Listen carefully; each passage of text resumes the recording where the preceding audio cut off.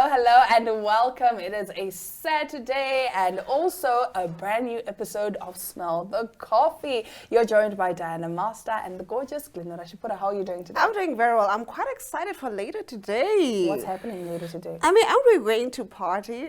You are? We are. You are? For the rest of the NTV team. What is this we? You speak French now? Yeah, for the rest of the NTV team. So I'm pretty excited. You're excited. I am excited because, that's to get turned up, you know what I mean? I've not been going out. And you stood me up last time. We were supposed to go for mimosas, but it's fine. It's fine. These mimosas that you just said, oh, we'll go for mimosas, and then you never called me, you never texted me, nothing. What, you can't speak I think now? I sent the message, or I thought I sent the message. Oh, wow. Glenora Shipura. Moral of the story, Glenora Shipura is toxic. She's a toxic queen. All right, so we'll be taking a quick ad break and returning with an interesting interview. So stay tuned.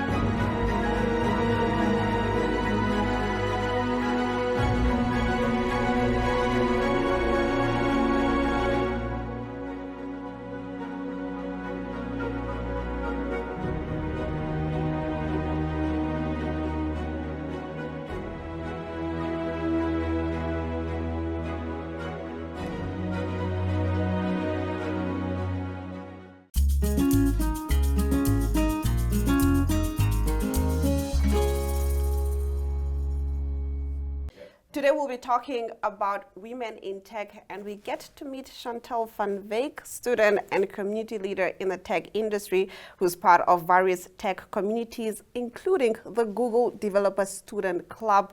She tells us about these tech communities and more in the next interview.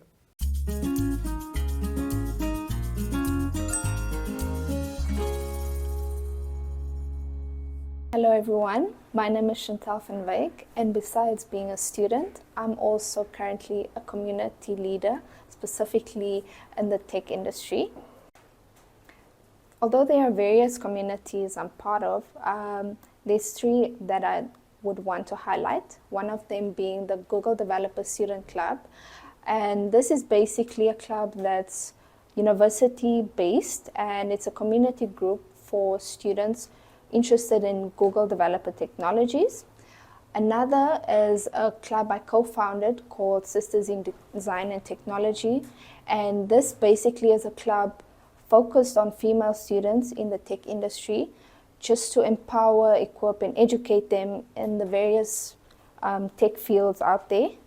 And then another that I also co-founded is the Namibia Student Tech Community for students from various institutions in Namibia, in a wide variety of IT strands. And the aim of this community basically is for students to ask questions, share skills and opportunities. The reason why I'm doing what I'm doing is because I didn't have an easy childhood. I didn't come from a fortunate family. So definitely there was times of hardships, it's not easy also going to bed hungry at night, so definitely that is what kind of motivates me to be the best version of myself. I do not want to go through the same struggles, and the legacy I want to leave behind also, I do not want my future kids to also suffer the way I suffered. Besides that also, because this is a second degree I'm currently pursuing, within my first degree I was kind of lost. I did not know where to fit in, what to do with my life, and with all these communities that I kind of co-founded, I just wanted to offer students that sense of direction, make it clear to them the possibilities that's out there, not only in Namibia, but also in a broader spectrum, because especially in the tech industry, there's so much to offer.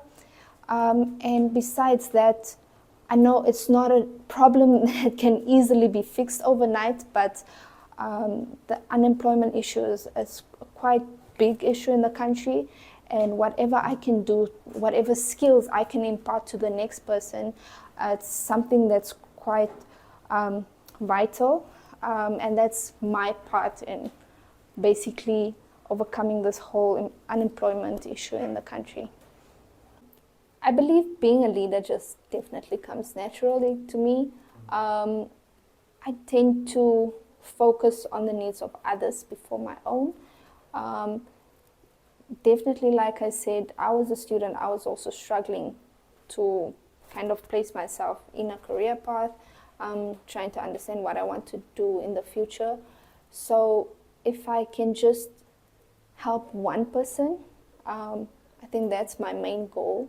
If I can, impart skills to one person, and that one person can excel, and that one person can put them beyond the map, that's what kind of drives me. Yes, the spotlight can be intimidating, but at the end of the day, it's not about me. It's about helping others. So that's basically how I handle all of this. Well, I think one of the biggest challenge is probably feeling that I don't belong. A lot of times imposter syndrome is something anyone experiences. And I think the only thing you can do is just further equip yourself. Go read a book, go read an article, go watch a YouTube video, go just whatever you can do to empower yourself further. That's basically what you can do. But also, besides that, keep reminding yourself, I was placed in this position for a reason. I'm a spiritual person, so definitely I believe that God wouldn't have placed you in that position if there wasn't a reason behind it. So, take up your space, definitely take up your space. You deserve to be there. If you wouldn't, if it wasn't in your destiny to be there, you wouldn't have been there. So yeah, that's in short what I think. I think people definitely are difficult to lead. A lot of times people can be opinionated. Why should I listen to you? But I think you just have to be firm about why you are there. And one thing, as much as you want to be this fun person, there's times when you also need to put your foot down and just be stern as well, because there's a common goal that we're trying to achieve. If someone doesn't want to be there, there's the door. So I'm also someone that's quite direct. If you come to me and you just tell me, I don't want to be here, I'll literally tell you, you can leave.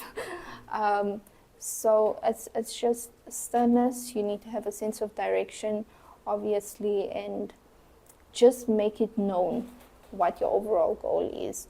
If people don't align to the vision, then that's it. You can't do anything about it. Yeah. Okay, one of the accomplishments I'm probably quite proud of. I was on the team that implemented the telecoms call center system. I think that's definitely something I'm very proud of, because I was a project manager on that team. Obviously, it wasn't an easy project, but I believe coming back to again helping people at the end of the day, because one thing about telecom, they really are trying to put the needs of their customers first, and definitely one thing about a call center is definitely to assist in this regard. So yes, that was a project I was very proud of, and also one of the first companies I worked for. A project we were involved in is a regional planning project. It's for a company called GeoCarta, a GIS company. And it was quite eye-opening traveling around the Omaheke region, because that was the region we were mostly focused on. being traveling around that region and seeing the difficulties people are experiencing, it just kind of also gives you a different outlook on life as well. And you can definitely see some of the projects that were identified during this time are in development currently. One of them being MTC's 081 Everyone project, whereby they're building tower infrastructure across the country. So that's definitely a good thing. I don't think people also realize how much government is really doing to better our conditions in the country. We're quite fortunate to have as much as we have. We might not be on the same scale as all the other countries, but definitely if you compare to the lesser fortunate countries within Africa, I think Namibia is definitely quite fortunate. And yes, so I think those are one of the highlights or some of the highlights in my career.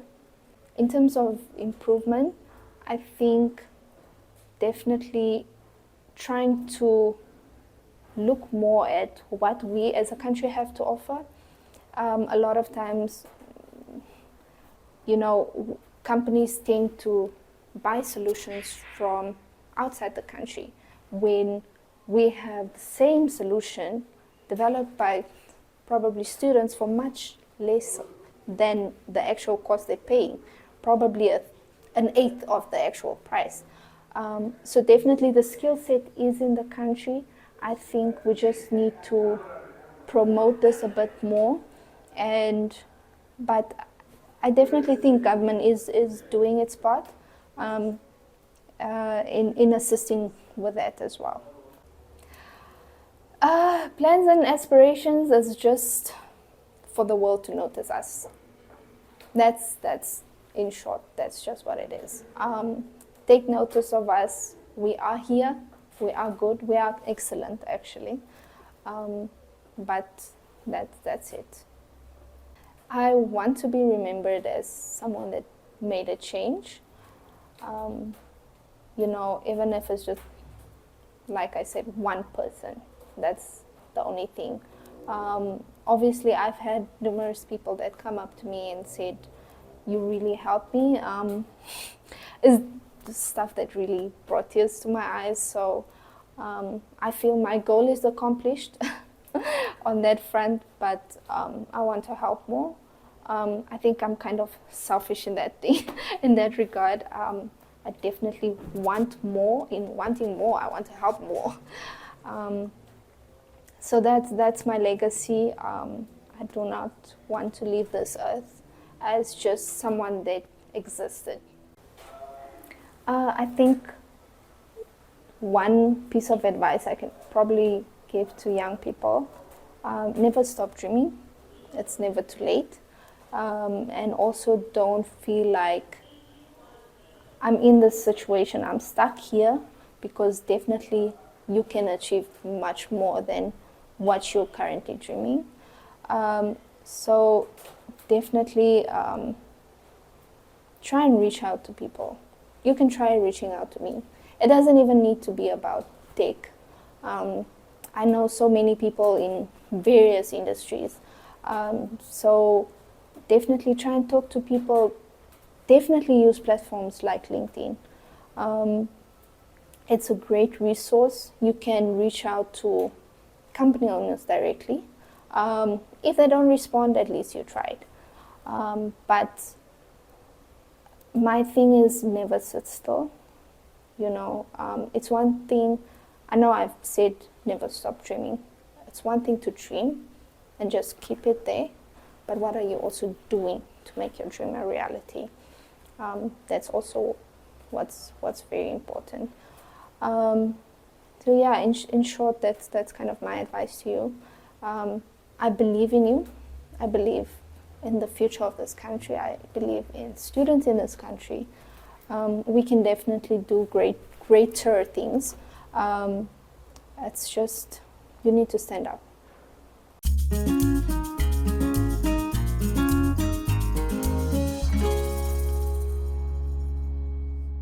Wow, talk about women empowerment. That is amazing to see. All right, now getting into our next interview, it takes us to Gobabis, where Gustav tells us about their Marco Polo, an institution which trains youth in the town to better their skills in hospitality, including courses such as waitressing and cooking. Have a look.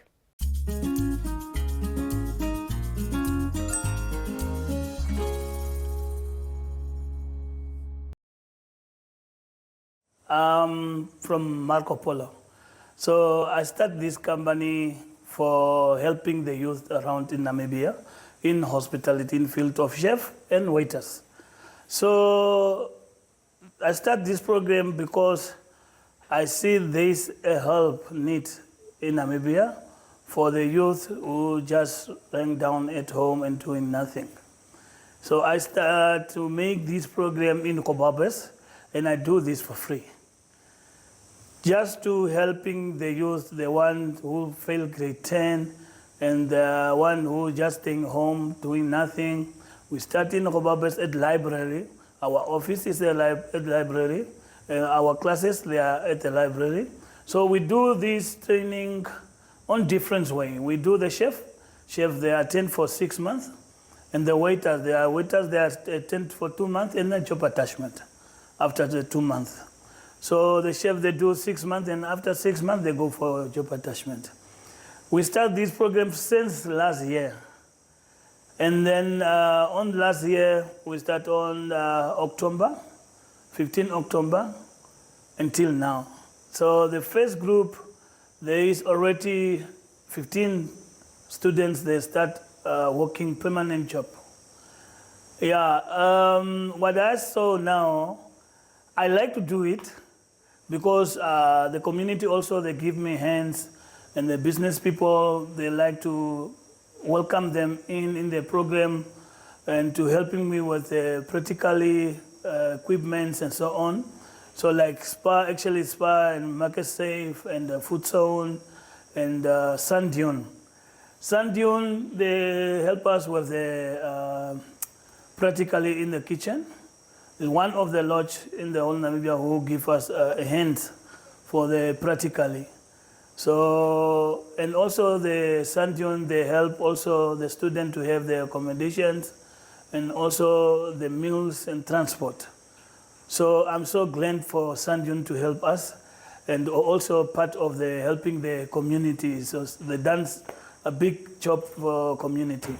So we never stop this, because why we don't want to stop this? There is many youth, they're still coming. They're still coming, they are interested on the program. And why I want to keep the program carry on, when the student, like we have now, on the midterm, we have 35 students. Why is it we starting send them now to the job attachment? We start already, there are a few of them, they are in Windhoek, few of them in Gobabis, in the lodges. And the rest, they are still in the way to go. Well, before we finish send this, there are still others enrolled. We have now 46. They want to attend the classes. So it's mainly showing people, they are interested. What we're doing is also good. People, they're starting getting job. So it's a big program. What we need people, business people, to give us more hands on the program, because we do for free. And as we know, no one having money because of the cutting on the corona issues. And also these people, what we have helping is the people who never have job. So they don't have job, the parents, they don't have jobs. So it's mean no one have money to starting asking donation or money to pay on the training. So we need the business people to involve, helping us with the donations, helping us with any equipment what they have, helping us with the maybe to pay the places where we give the training. So what we need is only the help, and then we can carry on with the program. Welcome to My.NA Cars, your ultimate destination for everything automotive. I am your host, Diana Master. Teamwork makes the dream work, right? Discover the latest models, innovative technologies, and expert insights from our passionate hosts. Learn essential maintenance tips and get exclusive behind-the-scenes access to the automotive industry. Don't miss my .NA Cars on NTV every Thursday at 2100 hours. Tune in and ignite your passion for automobiles.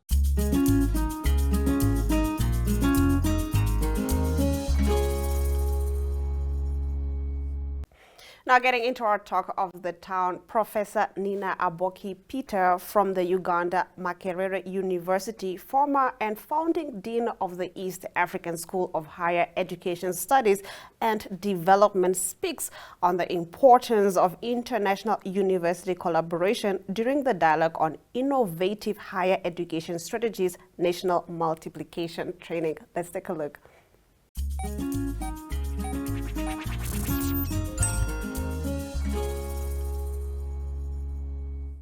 I am Professor Nema Boki from Uganda, and I'm here at the invitation of the University of Namibia as one of the facilitators for this program of quality assurance. And even recently in July, I had a chance to go to Germany, also under the University of Namibia, although I'm from Uganda, for the national multiplication training, which we are now imparting to these other participants from across this region, the SADC region.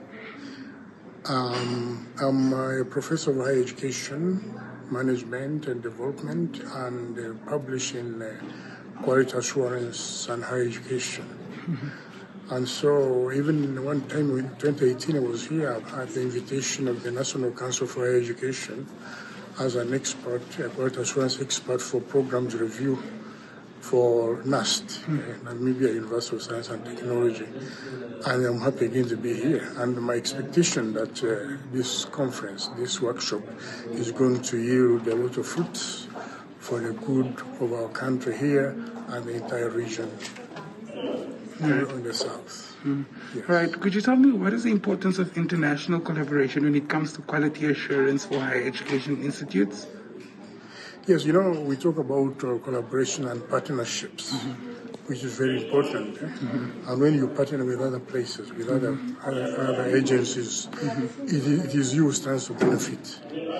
Because there is what we call in total quality management, sharing learning with others. So when you collaborate, when you partner, you are sharing learning. You give what you have, and you also get from other people. In fact, it's said that there is nobody who is too poor in order not to receive. Just as there is nobody who is too rich. There is nobody who is too rich in order not to receive. And there is no one who is too poor in order not to give. So collaborations, partnerships, you give and take. It is reciprocity. All right, thank you very much, sir. Yeah.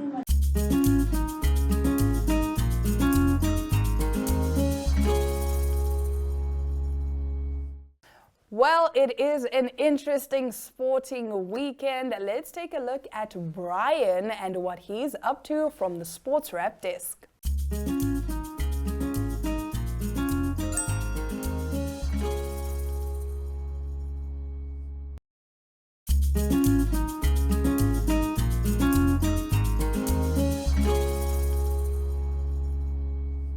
Now, Diana and I are going to be in the streets later on, right? Right? We are. Yes, We're yes. totally gonna be in the streets today. And for the rest of you guys, if you want to go out, let's take a look at what's happening in our weekend vibes. 3, 2, 1. It's mid-month and things are on the quiet side this weekend. However, there are a few options for you to check out. On Friday at 6, the string quartet of the Namibia National Symphony Orchestra plays Beethoven, Haydn and Mozart at the Crocodile Farm in Otjiwarongo. Entrance is free of charge. Also at 6, Ensemble Treasures under the leadership of Christa Lambrechts takes place at the Dutch Reformed Church in Swakopmund. Tickets are $50 and under 8s are free of charge. Tickets are available from the church office. At 8 p.m, PD Stoneman performs Unplugged at the Steampunk Factory Lounge and Bar located in Windhoek's 38 Calcium Street, Prosperity. However, bookings are essential.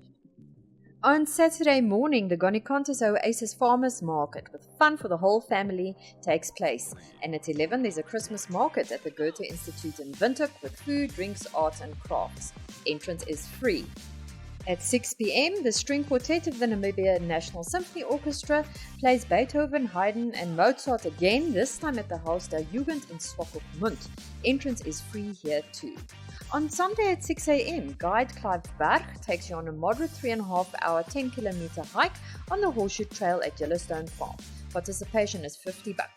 That's it for now, folks. Have a chilled weekend.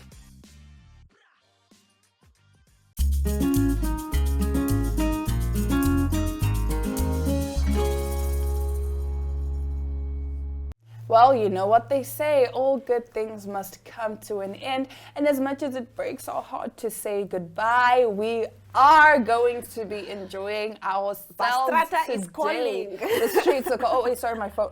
It's the streets. Nevertheless, we do hope you have yourselves a lovely, lovely weekend. Thank you for joining us to Smell the Coffee from Diana Master and Glenn Rashipura. It's all our love, all our light, and Adios.